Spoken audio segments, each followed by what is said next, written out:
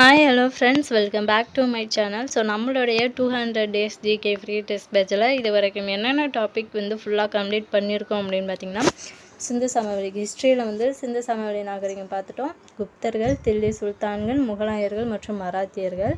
So அதுக்கப்புறம் பார்த்திங்கன்னா தென்னிந்திய வரலாறு. ஸோ இது வரைக்கும் பார்த்திங்கன்னா நம்ம என்ன பண்ணியிருக்கோம், ஹிஸ்ட்ரியில் கம்ப்ளீட் பண்ணியிருக்கோம். அதே மாதிரி பாலிட்டியில் பார்த்திங்கன்னா இந்திய அரசியலமைப்பு, அரசியலமைப்பின் முகவுரை, அரசியலமைப்பின் முக்கிய கூறுகள், ஒன்றிய, மாநில மற்றும் யூனியன் பிரதேசங்கள் வரையும் பார்த்துருக்கோம். ஓகேங்களா? ஸோ இன்றைக்கி எந்த டாபிக் பற்றி பார்க்க போகிறோம் அப்படின்னு பார்த்திங்கன்னா, தேசிய மறுமலர்ச்சி. ஸோ தேசிய மறுமலர்ச்சி இது ஒரு டாப்பிக்காக கொண்டு வந்திருக்கேன். ஸோ இது முடித்ததுக்கப்புறம் ஆங்கிலேயர் ஆட்சிக்கு எதிரான தொடக்க கால எழுச்சிகள் பார்க்கலாம். ஓகேங்களா? ஸோ இன்றைக்கி தேசிய மறுமலர்ச்சி இதுக்கான மெட்டீரியல் பற்றி தான் பார்க்க போகிறோம். தேசிய மறுமலர்ச்சியில் பார்த்திங்கன்னா நம்ம 10th standard, 11th standard, 12th ஸ்டாண்டர்ட்லாம் படிப்போம். ஓகேங்களா?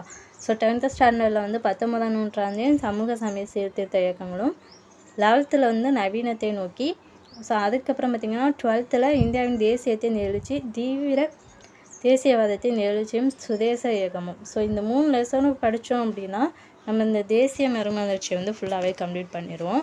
ஸோ ஒன்ஸ் புக்கை நல்லா படிங்க. படிச்சுட்டு அதுக்கப்புறமா இந்த மெட்டீரியலை வச்சு நீங்கள் ரிவிஷன் பண்ணிக்கோங்க. ஸோ இதில் பார்த்திங்கன்னா இந்த 3 ஸ்டாண்டர்டில் உள்ள எல்லா லெசனுமே இதில் கொடுத்துருக்கோம். ஸோ ஒன்லைனராக தான் கொடுத்துருக்கோம். ஃபஸ்ட்டு பார்த்திங்கன்னா 19ஆம் நூற்றாண்டின் சமூக சமய சீர்திருத்தம். ஸோ இது 10th ஸ்டாண்டர்டில் இருக்கா. ஸோ இதை நம்ம தனியாக கொடுத்துருக்கோம், ஒன்லைனராக கொடுத்துருக்கோம். மோஸ்ட் இம்பார்ட்டன்ட் பாயிண்ட்ஸ் எல்லாமே இதில் கவர் பண்ணியிருக்கோம். டோட்டலாக பார்த்திங்கன்னா ஒரு 101 இம்பார்ட்டன்ட் பாயிண்ட்ஸ் இருக்குது. ஸோ அடுத்த நெக்ஸ்ட்டு நவீனத்தை நோக்கி. ஸோ நவீனத்தை நோக்கியில் பார்த்திங்கன்னா உங்களுக்கு ஒரு 66 பாயிண்ட்ஸும், இந்தியாவின் தேசியத்தின் எழுச்சியில் உங்களுக்கு ஒரு 59 இம்பார்ட்டன்ட் பாயிண்ட்ஸும், நெக்ஸ்ட் தீவிர தேசியவாதத்தின் எழுச்சியும், சுதேச இயக்கமும். ஸோ இது பார்த்திங்கன்னா ஃபைனலாக உங்களுக்கு ஒரு 70 பாயிண்ட்ஸும் பிரிச்சிருக்கும்.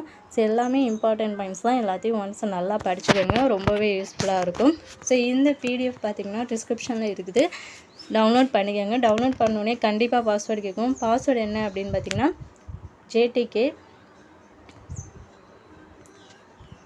JTK at H மட்டும் உங்களுக்கு கேப்ஸ். ஓகேங்களா? H123.